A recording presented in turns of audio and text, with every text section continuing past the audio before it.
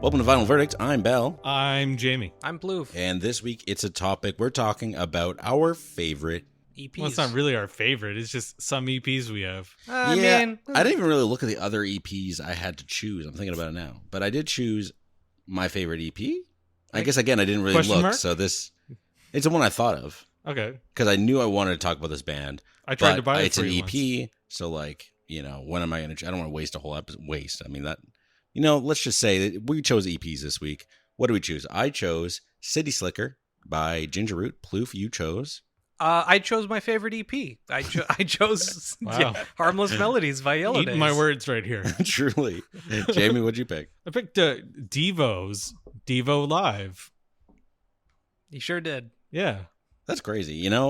I had listened to two of the three, mine and Plouffe's. Whip it. You've heard Devo songs before. I've heard Whip It. You've heard Whip It. Licorice Whip. Because of Licorice Simpsons. Whip. That's the Crack only that reason. whip. Licorice whip. And I think we're going to start with mine, but did you guys have any other EPs that you thought about choosing? A Magical Mystery Tour, the EP. It's actually kind of cool. I'm going to go grab it. I want to show it to you guys. Not really. I have a lot of 7-inch singles and stuff where 2 or 3 tracks on a single 7-inch single, but I don't think I have a ton of EPs. Tend to buy full-length LPs. Right? It's like I have this, I have Yeji, I have some singles.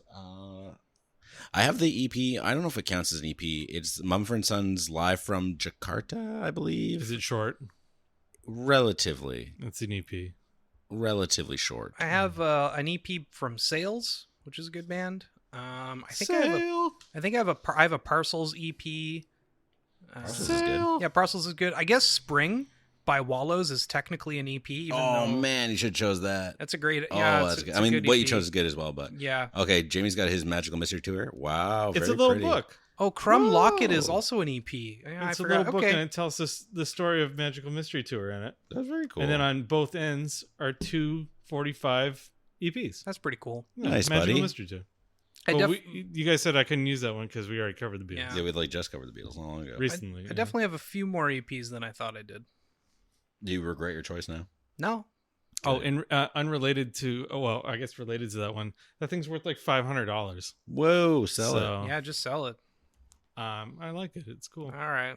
That's fine. Jamie. Okay. The only other EP I guess this would count is the Mac Miller Tiny Desk concert. Oh, yes, Oh, that's very man. short. Now that I'm thinking about it, I would love to choose That'd be that cool. because, man, the Tiny Desk concert is primo. And yes, we decided in a past episode that I'm allowed to say primo. I don't recall not being able to say that. He doesn't remember the great primo accent of 1986. You weren't alive Is that back then. is that when That's why it doesn't apply to me. the Wow. truck full of Primo tomato sauce fell over? I'm more of a prego man. Anyways, we'll start with my pick. Ragu. City Slicker by Ginger Root. And this was a band I saw not long ago. So I actually discovered them when they opened from the band Hippocampus back in April of 2022. And let me first say this. Hippocampus sucked. It was so bad. Me and the girl I was dating at the time almost left the concert because they were just so bad. And their lights that they had were flashing, but it was like going through cloth. So it delayed the flash weird. And I thought I was going to have an epileptic seizure. It was really just awful. But Ginger Root completely stole the show. They were awkward but charming, and they ranted about how they had to sell cassettes because Sony was taking up all the pressing plants, so they couldn't get vinyl made. Nice. And it was at that moment I was like, I'm a fan of these guys. And 2 years later, here I am, still a fan. In fact, I took friend of the podcast, Anna Sondergaard, to a concert when they were here in November of 2022. Crazy. The first time we hung out. Wow. So Ginger Root, maybe you're one of the reasons Adam and I are such close friends. I also did a very good parallel park that Ask Adam was really impressive. There was maybe 2 inches on either side of the car. And I was so nervous I was going to hit someone else's car with him in the passenger seat, hanging out for the first time, but I didn't. And I want the world to know that. I'll ask him. I'll see if he That's remembers. crazy. Also, isn't Ginger Root just Cameron Liu? I'm going to get there. In fact, it's funny. I wrote this as a note because I meant to wear the shirt I got from that show. I'm not, but I'm going to say the fact anyway so that, in fact, I'm actually wearing the shirt I bought the show now. Do you guys like it? He's Wow. Thank It's you, so Plouffe. good. Thank you. It's okay. I have no idea what it looks like. Well, it would have fit the aesthetic of the album. Anyways, back to the band. Ginger Root is the singer and pianist Cameron Liu, but he tours with his high school friends Matt Carney on the drums and Dylan Hovis on the bass. Liu describes the band's sound as aggressive elevator soul music, Yeah. and I appreciate the funny genre choice. It's not often you get a funny genre. I also don't really disagree. It kind of is.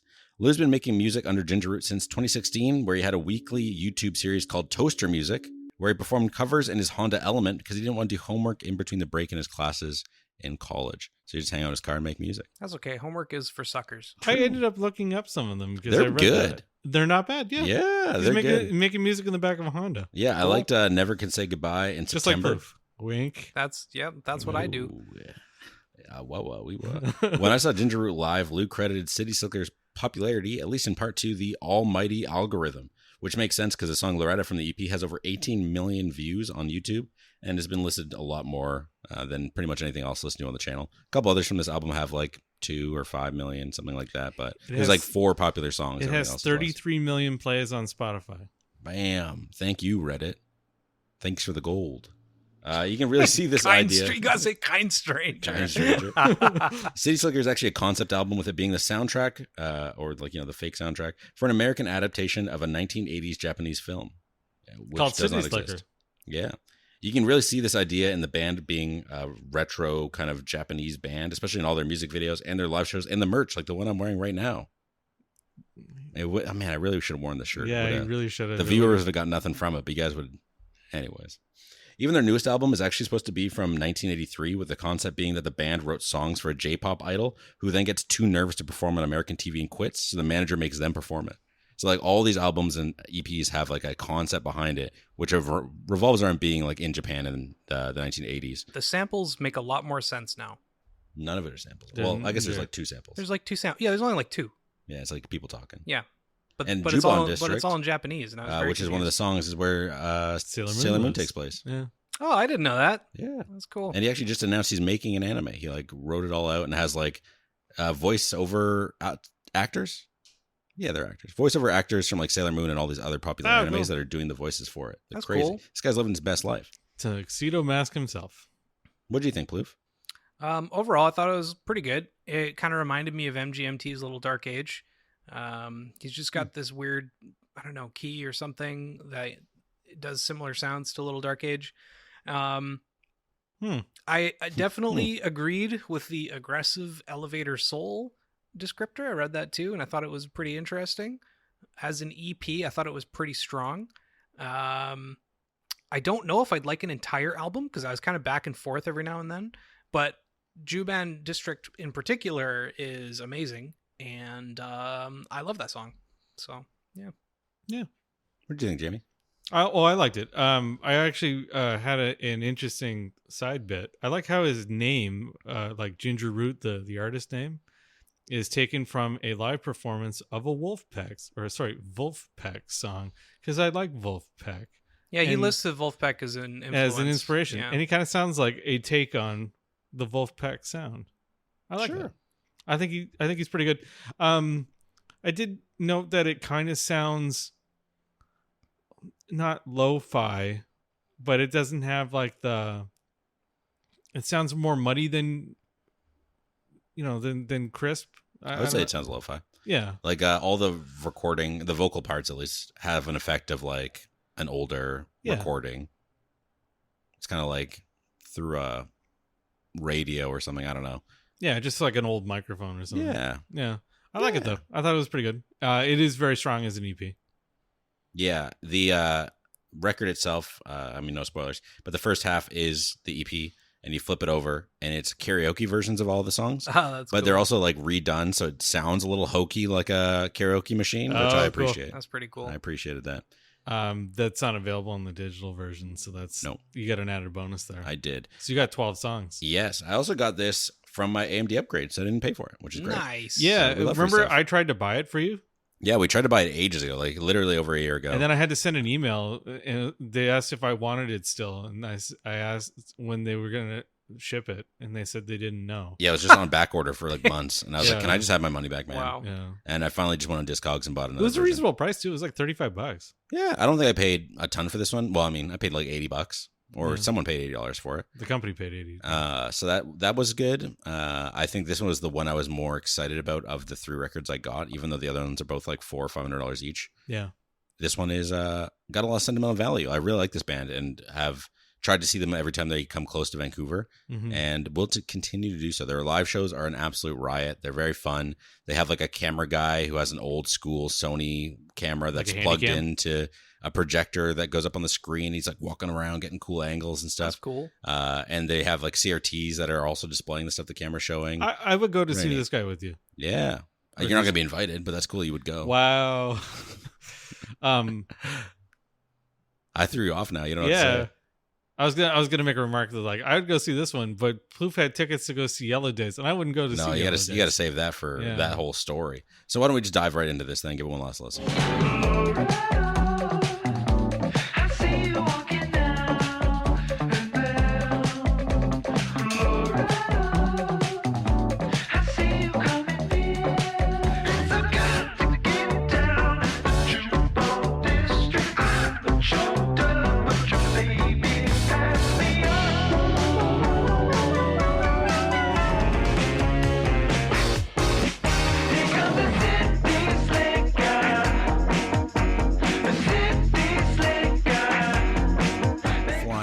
Wow, that was quick. It's a good song. I like the flutes that start everything off. Very pretty. Yeah. It's like an orchestra doing that little warm up before they start. You guys never seen an orchestra? A symphony? Yeah. You don't agree it sounds like that? Sort of. All right. I'll just go eat my shorts, I guess. But yeah, no, I liked it. And when paired with the fuzzy, breathy vocals and the little keyboard twinkles, it really sells that vintage theme. It's just like a groovy, warm song. It sounds like edgier elevator music, and I like that. I didn't know what to expect, so it kind of reminded me of Somersault, actually. I gotta say that they have the vocal, just a little bit. That little breathy vocals. I could totally see it. Did we ever listen to Somersault? Yeah. Happy Camper on the. That was you guys picked choices from my collection, yes. I think. Yeah, I picked from your collection. I picked it because I knew the song Candy Wrappers. Yeah, Candy. I have no great recollection. Song. It gets a little spooky near the end before the crescendo. Oh, sure, fair enough. Yeah, the outro's a little long. It just repeats Fly 2 over and over, but I like the way it escalates in intensity until it ends with a little bang and flutter. It's satisfying. Fly 2. That's right. Thanks. Fly 2. Fly 3. Loretta. This is the song that really blew up Ginger Root. Let's make a heartbreak song, but make it funky. And they succeeded. It's fun. It gets funkier. That's a full effect reference. Anyway, yeah, it's funky. And the saxophone at the end. Oh, yeah. Yeah, the sax solo at 215 is crazy. Yeah. I like the hollow wooden drums that are used, and there's some fun synth work. And fun fact, Maria Takeuchi, who's a city pop star, that's one of Japan's best-selling musical artists of all time, chose this as one of her song choices to play when she was on a radio show celebrating her success in Japan. She got to choose like a little playlist to play on the radio, and she chose this. Crazy. City pop star. Yeah, I thought the whole thing kind of sounded like if someone took a bunch of drugs and added more singing to jazz, but like it's not quite acid jazz. So I really was not sure what to make of this the most time when I was listening to it. I was like, I like it, like it's good. It's funky as all hell. Yeah, but I just couldn't like place it ever. I really like the effect on the guitar. Maybe it was just keyboards. I'm not sure. The lyrics were good. It's got a really good solo in the last third. It's a good song. I understand why it got so popular. Yeah, great music video too. Neighbor. It's another jaunty little tune. It sounds like it's got a cat piano. Really? You know, like the cat piano that just like every time you hit the keys, it says meow. But it's not. But the piano or the synth or whatever has like a meow meow meow meow meow meow sound to it. You know what I mean? I don't really. So this is the one that I thought sounded a lot like Little Dark Age. I actually don't. I'm not getting that. I don't like the keyboards that much on this one. Oh, I just like that they sound like cats. Yeah, this is probably my least favorite song on the EP. It's not bad. I like some of the heavily processed claps that almost sound like a whip, and there's some fun ploopy synths. But the song feels pretty similar to the last two. And the second half of the song is pretty repetitive because it's just going like do do do do do, repeated over and over again. It's very funky and upbeat though. Yeah, I don't mind it. Yeah. I like the first minute 20 seconds. Yeah. After that, I'm over it. It's not offensively long, though. No, not at all. Then we got Juban District, which is my favorite song on the album. Easy favorite. He's So visiting Sailor good. Moon. I listen to this so often, and it's a song that got me hooked on Ginger Root when I saw them live. It's just so fun. It's a twangy ass guitar solo. Yeah, the beat's so catchy. The lyrics are simple, so you can start singing along after like 30 seconds. And I think the lyrics are vague enough that it feels relatable, even though they're not really saying much of anything. It's very funky. I like how he belts out the last few words in the choruses too. Mm-hmm. I don't like the weird sample at the end, but it makes a lot more sense now that I know it's like more of a concept album. Mm-hmm. And it's also like just short enough. And then the next song comes on, so it's like, or then the song comes back, so it's, I don't know, it's okay. But it's a 10 out of 10 song. City Slicker. Another banger, I'd say. I like the like news intro tone that comes off, or jingle that starts the song off. It reminds me of the theme song to a TV show that doesn't exist. Yeah, that's what this is supposed to be. The intro song for the show City Slicker. The synthy saxophones that also kick off the song. Oh, so good. And the piano being so quick and steady. Yeah. Yeah, because I wrote I like the steady keyboards. And it's got it's a very really consistent. good chorus. Yeah. I like it a lot. It's another song with simple lyrics. But how much can you say in 2 minutes? Not Of course, much. very catchy though. Yes. I was so in love with Juban District that this is really good, and I do really like City Slicker. But I started listening to City Slicker, and then halfway through I went back and listened to Juban District it's again. such a good song. I don't blame you, honestly. I feel like that happens to me too. So when I get to City Slicker after like 15 minutes I haven't listened to Juban District, I'm like, okay, this is good too. It's good. Yeah, it's not as good as Juban District.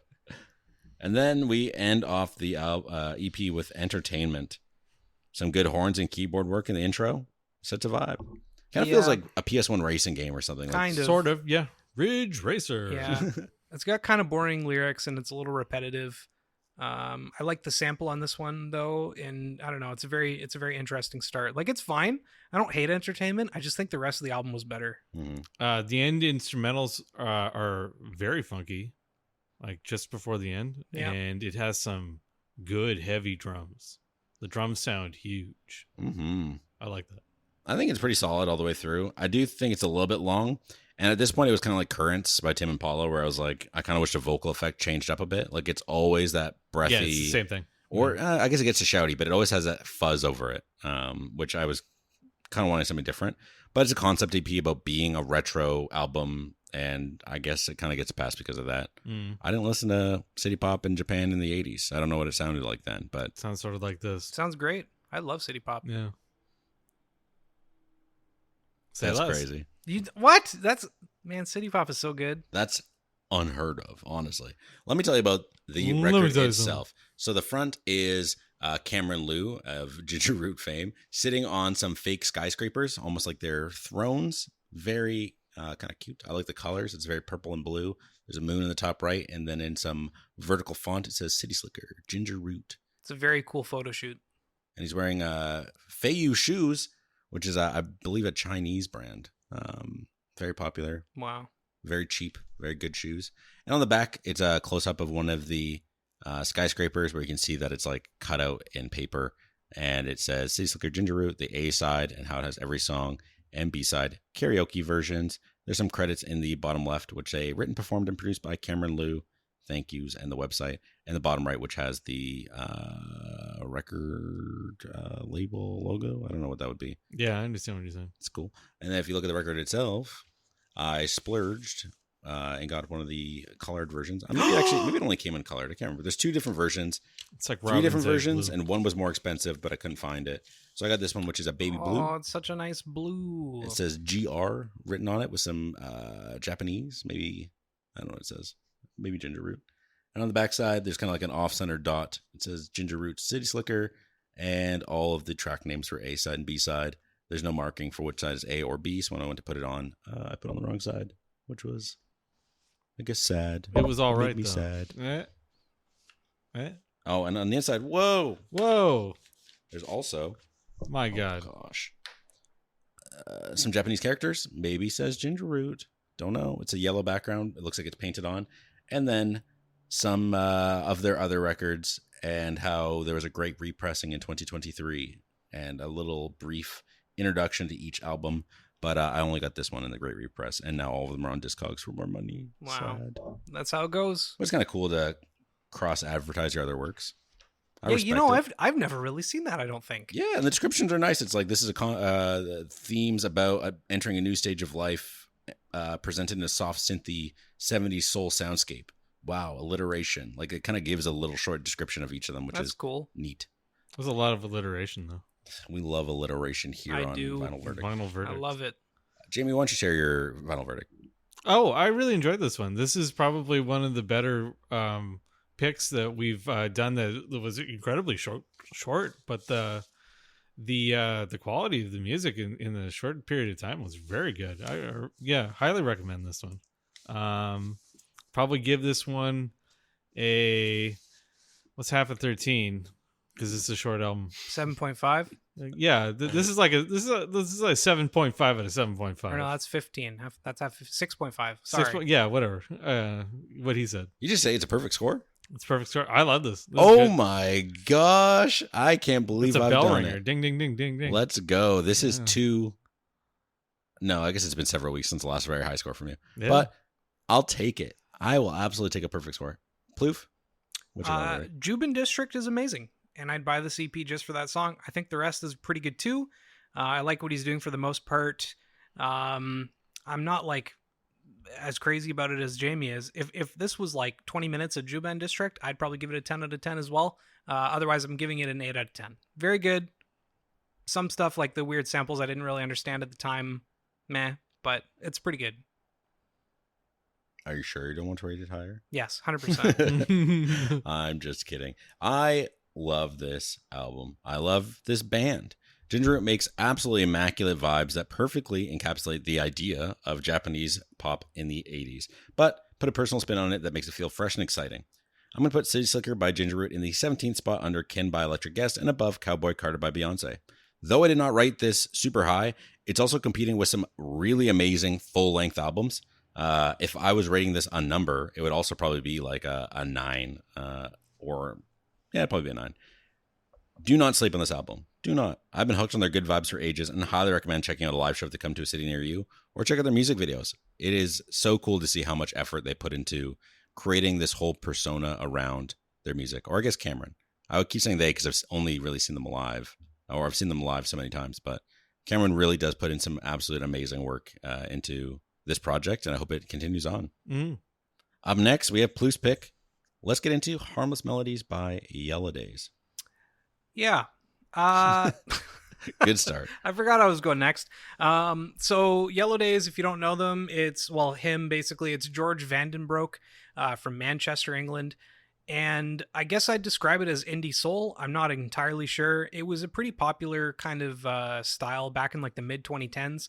And I was listening to a lot of other similar bands like Sales, Fang Suave, or Men I Trust. He's got really very throaty vocals, and he often sounds like he's about to cry. The EP I've brought today, Harmless Melodies, was huge when it came out, at least online. His next LP sold decently well, but after that, at least on Spotify, there really aren't any standout successes like his debut. I don't know if it was just kind of the algorithm as well, or the timing, or what. But yeah, very, very big. One of the tracks, either this one or from the next album, was on a commercial or something, did pretty well. And overall, I have kind of fallen in love with Yellow Days. I've got a hat, I've got a shirt, I've got his first 3 albums. He's wearing all that right including now. Including this one. Definitely wearing all of it right now. Even the albums. Yeah, I've got it like printed on my They're face. hanging off your ears. But yeah, it's pretty good. It did not take me long to really kind of fall for this style and his voice and everything. He's got an interesting guitar work that he does, and I don't know, I'm just crazy about it. So I've continued to buy records and concert tickets. I liked it, and concert tickets. Jamie, No. You don't like it at all? I like a little bit. Oh, I think you're crazy. Let me get into why I don't. Break it down for us. I'm not crazy about his voice. I do like some of the guitar work, but he over relies on this one at least on the really wavy Yeah. sounding guitar. Oh yeah, I'm kind of tired of it. that's crazy. That's crazy. Some of the songs on here were repetitious, but they were mercifully short. But I didn't. I'm not gonna tell you that I hated it. I just didn't enjoy it as much as I enjoyed, because I listened to yours after. No, I listened to yours first because you originally picked that for a different episode. Yeah, and I was gonna do his longer album, his next one. Yeah. So I listened to yours first, then I listened to Bell's, and then I listened to mine. But I think after listening to Bell's, my review of yours got worse because I enjoyed Bell so much. That's wild. And then I'm just I like Devo, so I won't apologize for that. But, You will owe us an apology. no, I don't think so. They're not as bad as the Flaming Lips. Anyway, Bell, you share your thoughts. I have listened to Yellow Days before, so I kind of knew what I was getting into. He has very unique vocals. It's like a rawer George Ezra. Yeah, it's the same deep voice, but just like gravelly. I will agree with that. I think I mentioned that to you. Yeah, I think I like the raw vocals, but I would totally understand if someone did not like it. It's just tiring. The easiest way, I mean, if you're an avid Vinyl Verdict listener, the easiest way to describe Yellow Days is Nick Hakim light.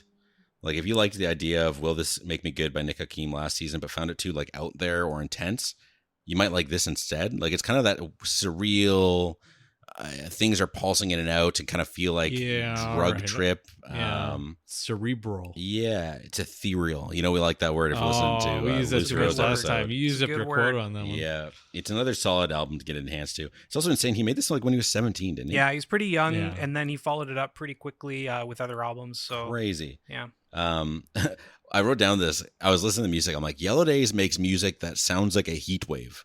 Oh, I understand what Like, you're it saying. That's feels funny. really hot and slow, Yeah. and like you're relaxing in the sun, and it's just Slowly baked in the overwhelming. sunshine. Yeah, It's like Yeah. you're watching a car approach you. You're standing on a road. It's hot out. You're watching a car approach you from the distance, and you can see the heat waves. absolutely not what I get, but I get the heat part of that. It's wavy. I imagine like being inside and you're just like hot in your underwear on the couch, and like it's bright and sunny. Well, it's like Plouffe right now. Yeah. Yep. I don't know why. I can't really tell you why, but quite a few songs I pictured a heat wave in my It's a head. wet, hot Interesting. summer night. But no, I did enjoy this. I knew I kind of would going into it because I first discovered him through the song "Your Hand Holding Mine." Mine, which is on this album. Yeah, and I've heard a couple others that were on my favorites playlist. I can't recall off the top of my head, but yeah, I enjoy it.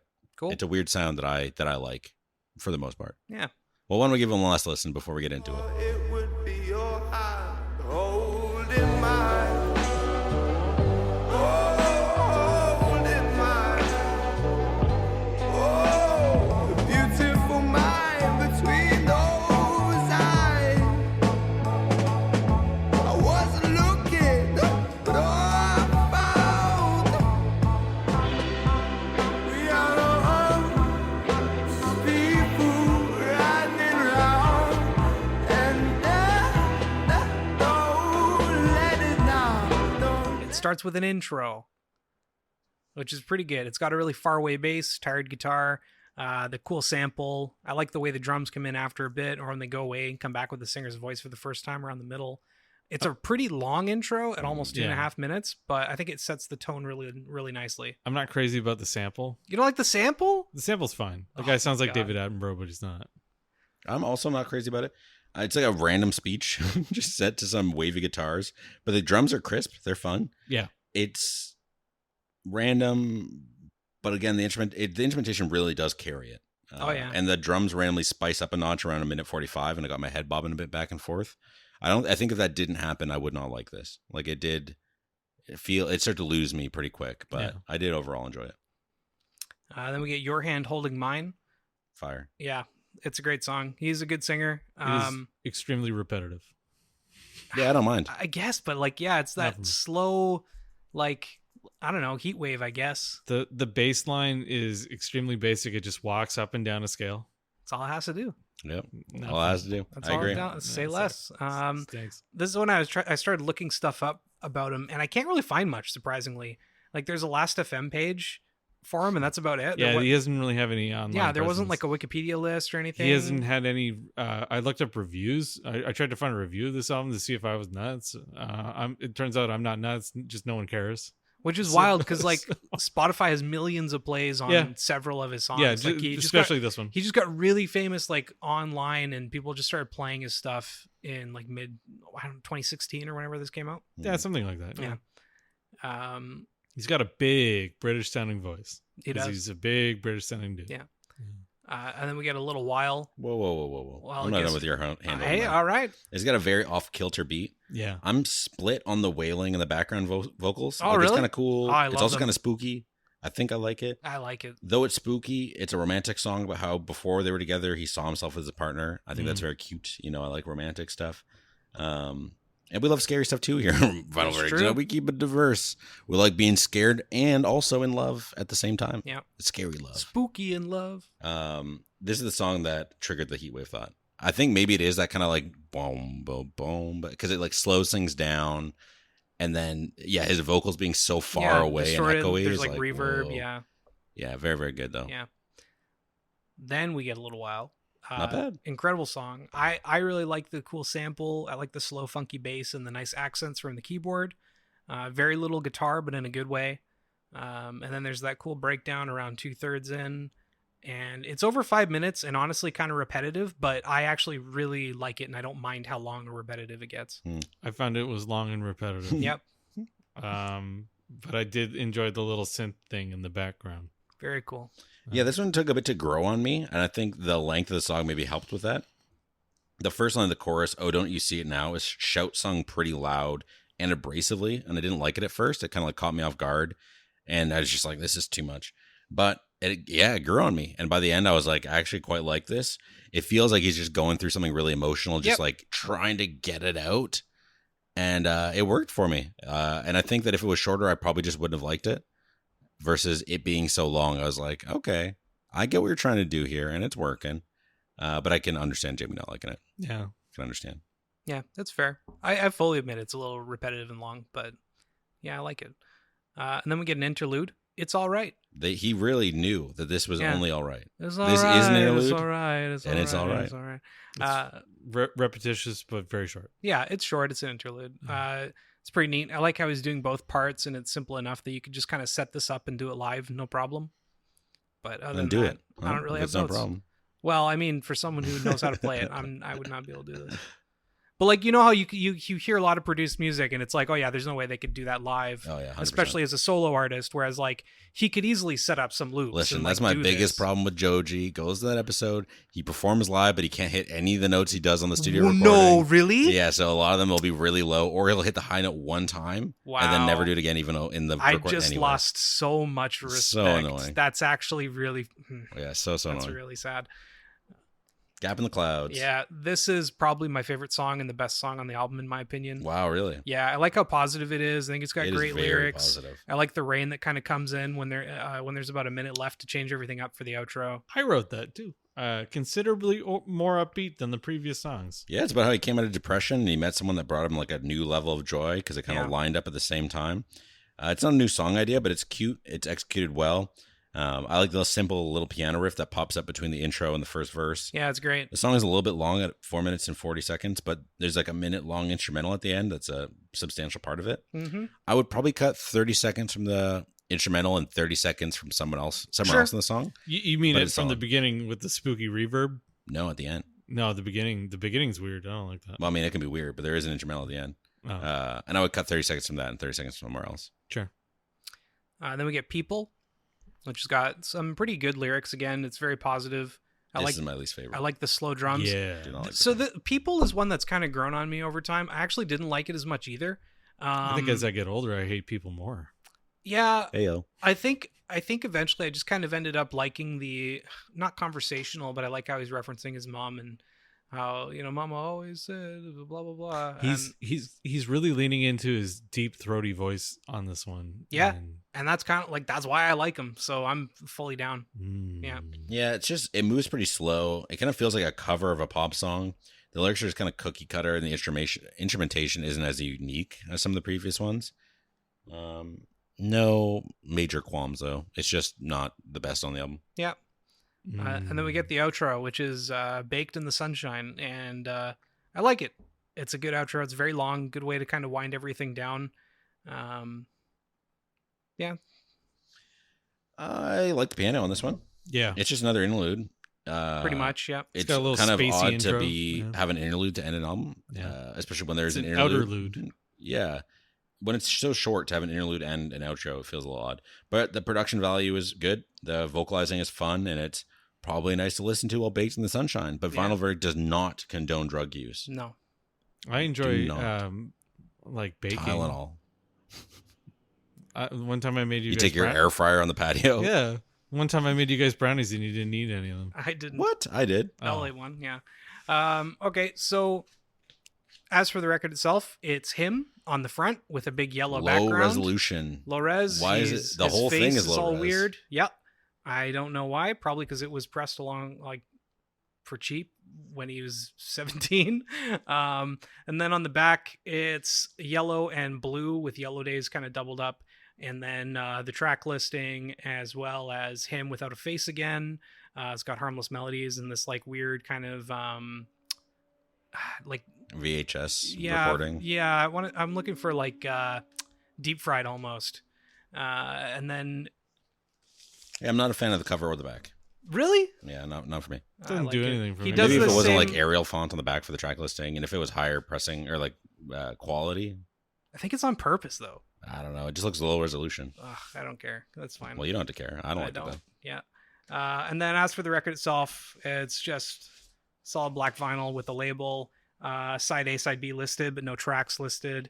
And I think that's it. I think this came with a digital download originally, but it's gone. It may not have. I don't know. But that's it. There's no inserts. It's just an EP. I think I got this off his store or like whatever merch store he's got when it came out originally for, I don't know, 20 Great British pounds or something like that. So pretty, I don't know, bog standard, $30 roughly for a record. Bog standard. Yeah. What does that even mean? What's bog standard? I don't know. Shipping sucked because shipping from England to here is expensive, but Engleland. it is what it is. It is what it is. Well, I'll go first. What a first impression! Like for this to be your first EP, your first project. You're 17 years old. Wow, I did not do much in high school, other than kissing girls. Am I right, fellas? Crickets. This is super cool. This is a super cool EP that harkens back to one of my favorite albums from last season. Will This Make Me Good by Nick Hakim? You should listen to that. I'm putting Harmless Melodies by Yellow Days in the 18th spot, below City Slicker by Ginger Root, and above Cowboy Carter by Beyonce. It is such a vibe. I will definitely be listening to this when it's summer and we hit 30 degrees. I would rather dance to Ginger Root in my kitchen. I just feel like this varies up a bit more, that I would probably that it's still kind of quite high ranked, but yeah, I thought it was good. Jamie, what'd you think? Jamie? I did not enjoy this record very much. I didn't. When I say I didn't enjoy it, I didn't hate it. There's nothing like inherently wrong about the music. It's just it wasn't what I was into when I made my notes for it. I'm not really into the way he sings, and his overuse of the wavy guitar is kind of overdone.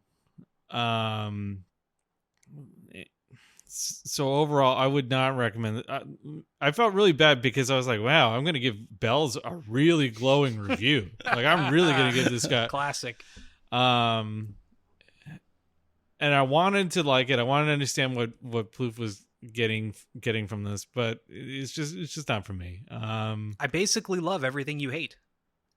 That's pretty much it. I love the wavy guitar. I love his throaty vocals. Yeah. I like the sample at the start. For me, it's like a 10 out of 10. I adore this album. I've played it many times, front to back, digitally, and on my turntable. I'm super happy to own this and his next record on LP. And yeah, I don't know. I've shown it to a ton of people, and they're like crazy about it. My buddy Elias loves Yellow Days, probably more than me now. Yeah, I don't know. I just adore this stuff. It's exactly what I'm looking for. I don't know. It's kind of like the time I didn't like the Beths. Like I Oh my actively God, he was so mad we didn't like the Beths. despise I that was just record. so surprised. Despise that It's record. fine. I like him more now. I think they're like pretty him more good. now. Yeah. Jimmy, what did you actually rate it? I don't think you actually showed a number, did you? Oh, okay. Because this is a short one, we're gonna rate it. Half 6.5? half C's. It's at a 6.5. So it's like a 3. I was expecting it too. I was also expecting it to. Yeah.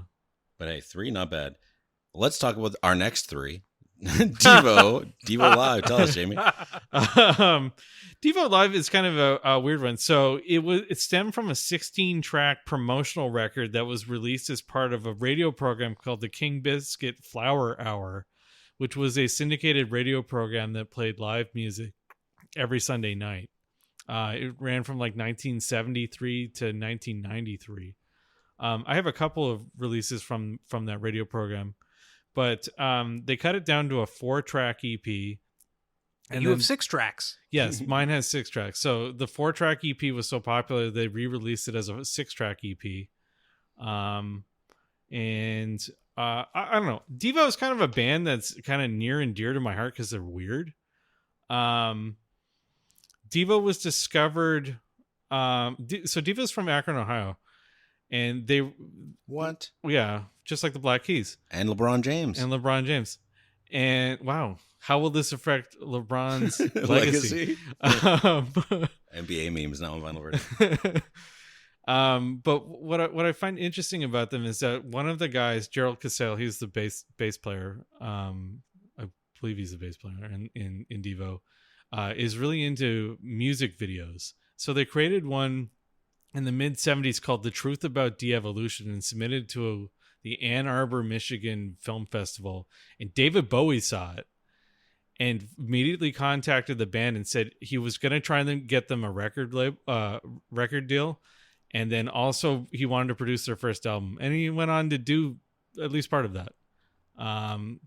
But Devo fascinates me because 2 musicians that I like, so Bowie and Neil Young, both love Devo for no particular reason. So Devo appears in Neil Young's movie Human Highway as post-apocalyptic garbage men. Nice. Whatever that means. I've never actually seen Human Highway. And that's their just default outfit now, isn't it? Yeah, basically. Yeah. They wear the power domes. So Devo was a musical performer at the 2010 Olympics.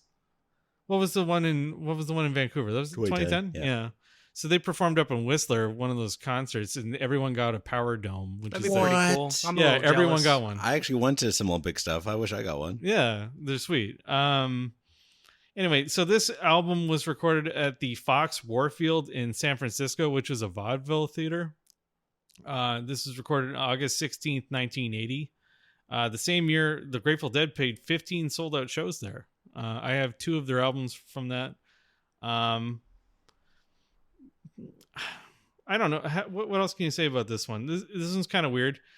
But Mark Mothersbaugh, he's one of the primary... I think he plays the keyboards in the band. He recorded a bunch of things you will know. The theme to Rugrats What? is Mark Mothersbaugh. The theme to The Last Man on Earth, What? including the entire score, and the theme to What We Do in the Shadows. What? Wow, this And guy's Our great. Flag Means Death. This guy's great. Yeah, so Mark Mothersbaugh, after Devo kind of wrapped up for the first time, went on to do film composing. So he's done a lot of themes to things you might know. Everyone in Devo is a talented fellow. Like Jared Casello has gone on to do like film stuff and like that. This is kind of like a weird snapshot of their Freedom of Choice tour, which was the album they were supporting, which is I believe their second or third album. That track is on here. Yeah,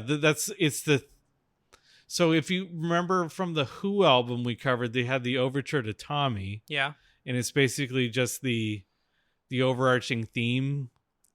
That's what you get for here. And then you get a couple other songs, and then it ends. Cool. And let's cover it. Let's Let's- give it one let's more. listen, Oh, yeah. no, I'm sorry. Give your thoughts. Whoa, Jamie does not want to know about our thoughts. Yeah. Please share. I want to know what you think of this if I'm alone. So I like Devo, but I don't think I liked this weird collection of songs. Did they choose? Was this like played in order or was it random? It's random. It's random from the album. Random makes a lot more really? sense. I felt like some of them flow together pretty well. They do a little bit, but that's also because it's nicely edited. I feel like a lot of these are just so similar to each other too. So I don't know. Yeah, I was like, why this? Six? I don't know if I just really like Whip It or not. Like I don't know. I like Whip It. It's great, but I don't know how much I actually like Devo because I've never listened to a full album.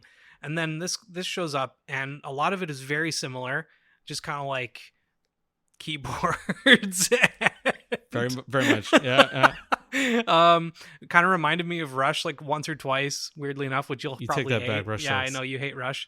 But yeah, I don't know. I thought that I would never buy this album. Like, I won't get into my actual verdict. I've actually bought 2 copies of this I album. understand. We'll get to that in a minute, but I might buy a Devo album in the future, but I would never buy this. I buy their release, their original LP. This like is their so debut. It's just such a weird collection of tracks that I'm not a big fan of. Yeah, if you notice on Spotify, it's like 17 or 18 tracks. That's a complete concert. So can you get like all of it?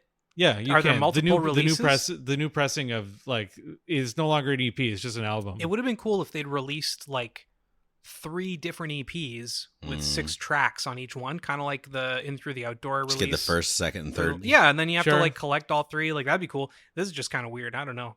Yeah, I think this is just like a sampler. Yeah, basically. So the radio program was syndicated, and it was often requested because the radio program plays the entire concert. That's the whole premise. Is like they recorded a concert and you're listening to it.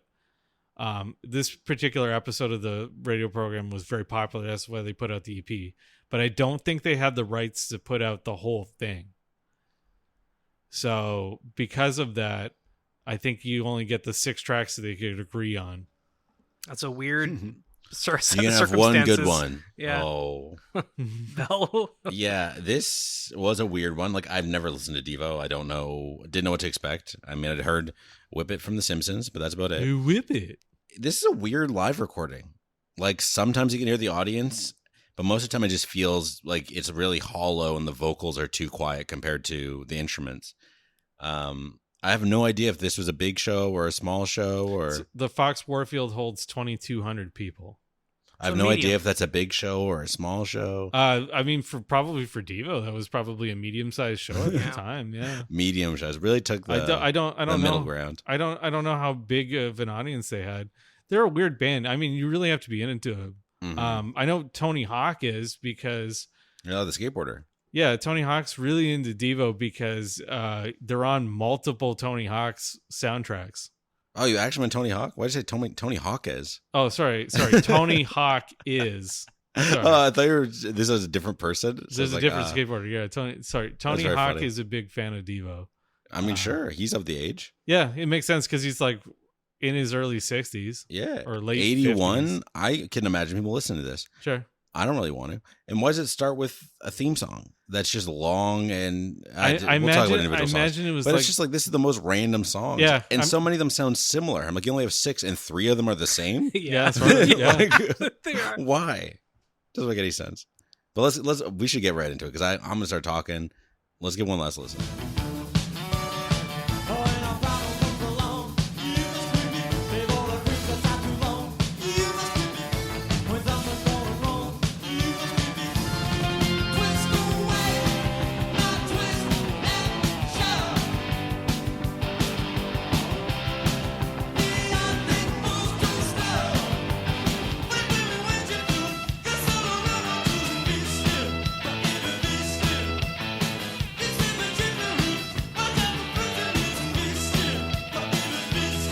Freedom of Choice theme song. Okay, is Freedom of Choice a thing?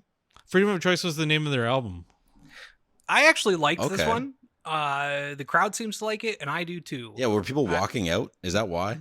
Because Yeah, they just randomly start cheering. It starts. I think it's one of those things where they started playing it as they walked out on stage. This is like the Jimi Hendrix one where it's like, I bet right here he's playing with his teeth. I bet something's happening here. Yeah, I don't know what it is. I don't know. I've never actually seen Devo live except for when I watched them at the Olympics. Yeah, but I watched them on TV. Do you have a hat?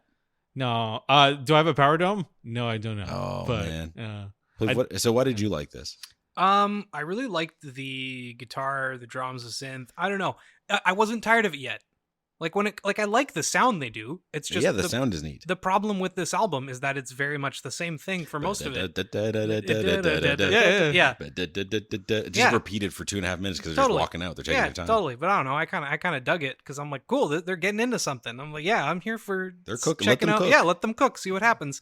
And then Whip It comes on, and like that was great. So, but then the rest of the album is like whatever. So I don't know. We'll talk about them more individually. But yeah, I actually kind of liked Freedom of Choice and how it amped me up and got me excited for the rest of it. Up. Yeah, the crowd helped.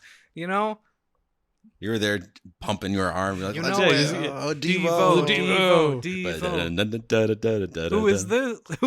We are Devo. We're not men. We are not men. We are Devo. Yeah.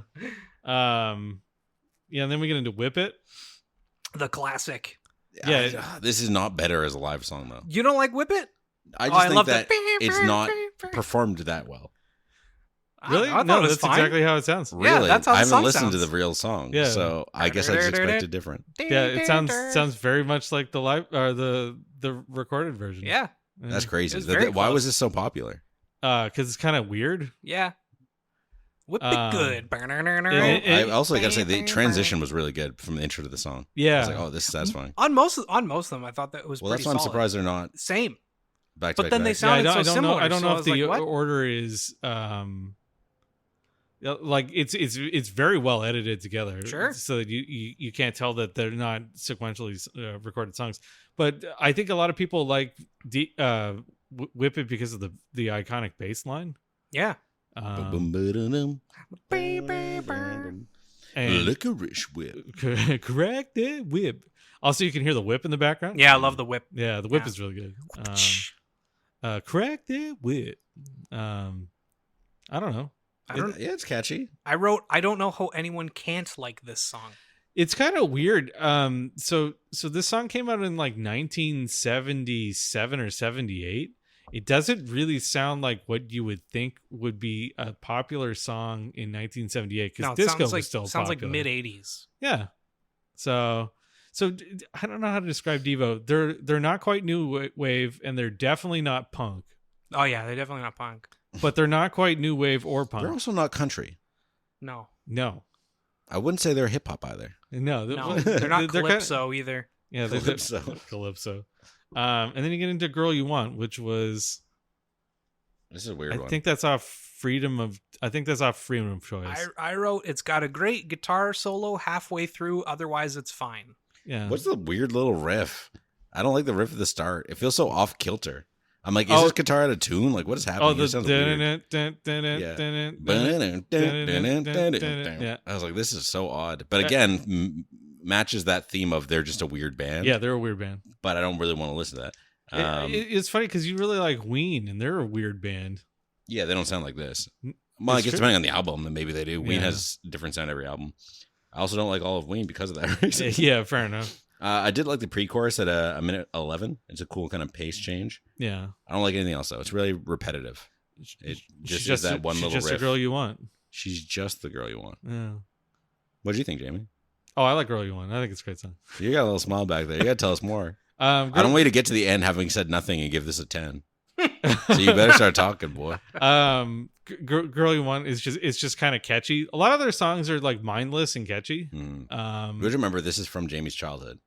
Like he would have been Yeah, a I teen. was Devo. a teenager when this came out. Yeah.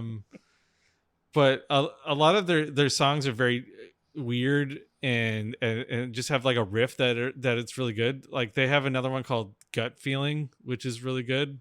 And then Gut Feeling is paired with another song called Slap Your Mammy. I've got a feeling. No. That tonight's gonna be No, that's a different. good Devo night.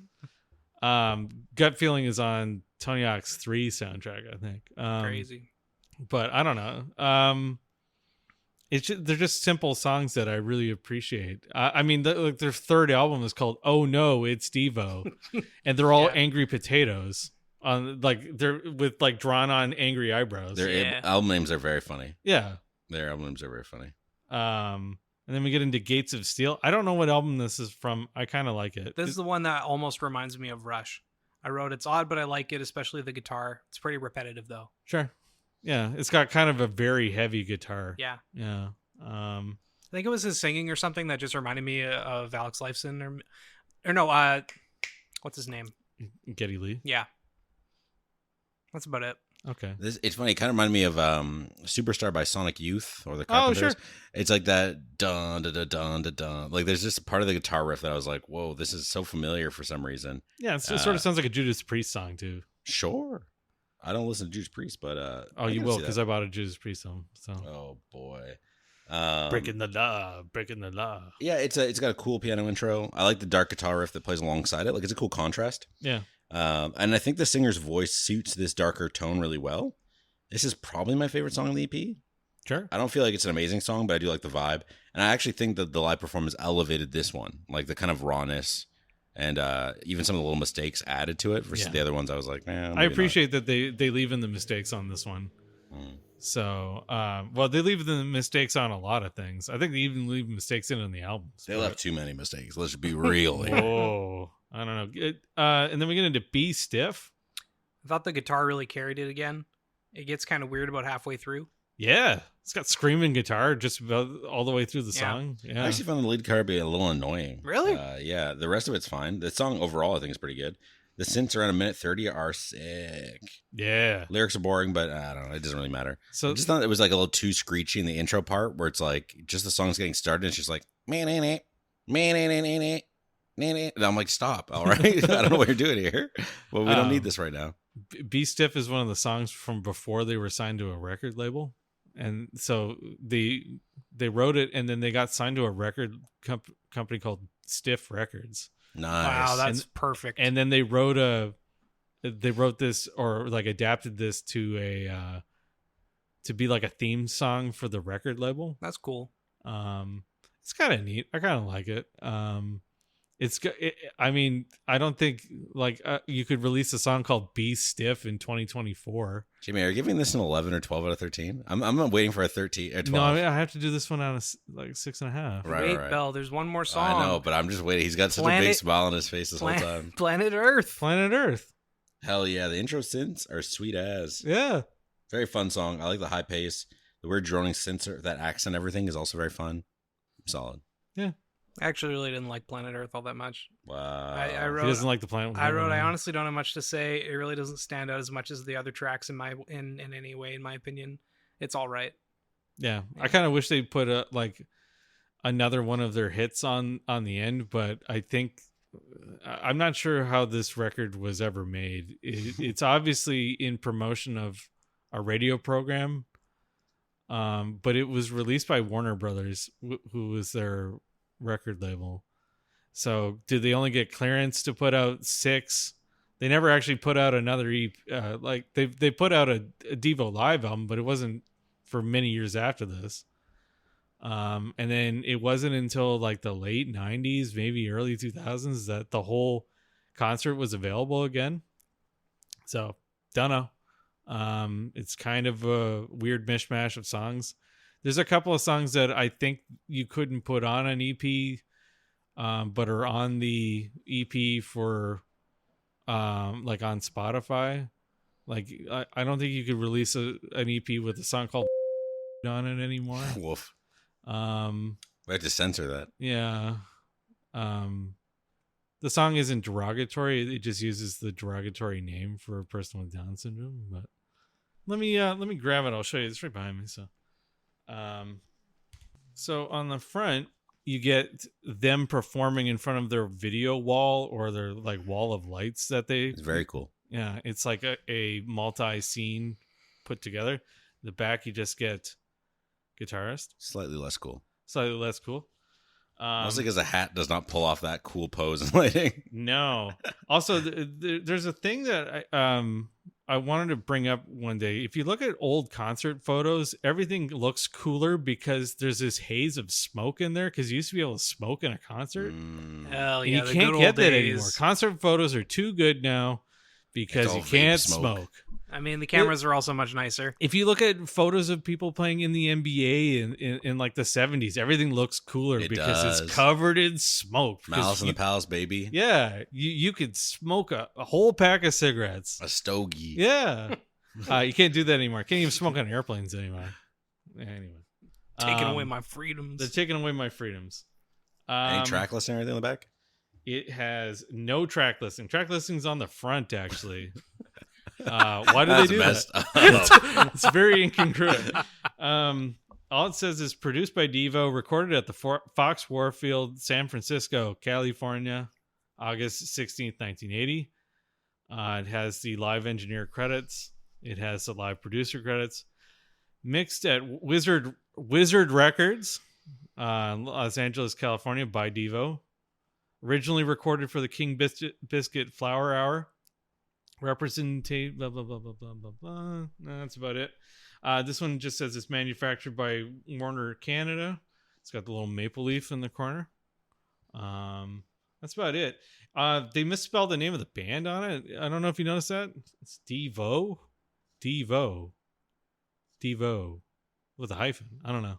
They just wanted to do it that way. Is it misspelling or is it their choice? I don't know. It's apparently the album name is Dev. Dev-O. I don't know. Live. Anyway, it's got a power dome on both sides. Oh, they spelled the name wrong. They spelled the name wrong again. But yeah, it has a track listing on there. That's about it. It's pretty simple. It's a very thin vinyl. How much did you pay for it? I paid $2. Yeah, that tracks. That's what you should have paid for that. And then I had to buy another one recently. Why? Because this one is slightly warped. Oh, how much you paid for the He new was one? very upset. I paid $4.25. That's too much. He was very upset. That's too much. Jamie, you go first. Yeah, if you give it a 6, I'm ending this podcast. I give it a 4.25. Because that's what you Thank paid? God. Yeah, basically that's basically what I paid for it. I think it's pretty good. It's fine, but it is a weird track listing. I wish they put the actual song "Freedom of Choice" on it instead of the "Freedom of Choice" theme song. I could not find really any information on why they went with this particular track Because listing. you can't walk out to that. You can't walk out to a song with words. Yeah, I guess it's kind of like on. What if this lead singer wasn't going to come out? You need that suspense, being like, who's going to come out next? I thought it was sort of like on "Stop Making Sense," which is an album that we'll cover one day by the Talking Heads, where Sure is. he just comes out and says, "I want to sing a song," he says, "I have a tape I want to play," and he just puts a boombox down that has a beat, and then he starts playing guitar along with it, Man, I and it love becomes the Psycho Talking Killer. Heads. Oh. Anyway, this is kind of a weird one. I do think it sounds like a live recording that went straight to the radio, which is kind of interesting. As a curiosity, I like having it in my collection, but I didn't pay very much for it, and I think I got a good enough value out of it. Plouffe or Bell, one of you. I would never buy this. Okay. It's a few songs, and while I don't hate Devo, this isn't a record I'd want from them. I wrote, why even bother putting it on? Just get a single of Whip It and call it a day. Sure. 4 out of 10. I don't know. It's fine. You're not wrong. It is a weird mishmash. Yeah, it's a weird mishmash, and as a record, I'm not a big fan of it. That's it. Yeah, this is okay. I wish I could say I'm a newborn devotee, but I don't think that I can enter the fandom yet. I like this enough. I got my $2 worth of enjoyment listening to it on Apple Music. And maybe I'd check out recorded stuff, but now knowing that Whip It sounds the same, I don't think I'm as interested. Oh, now you're back. It's basically the same, Jamie. I'm going to put this in the 32nd spot below Deja Vu by Crosby, Stills, Nash & Young, and above Smash by The Offspring. This feels a bit of the time to me. Does it though? I don't even think they were Yeah, popular this really back then. doesn't sound like the 80s. Yeah. Well, I didn't live Not then. early, not 1980. Ah, here's Freedom of Choice. Sure. He's just showing us Fantastic. records. You can't see them. Yeah, that's fine.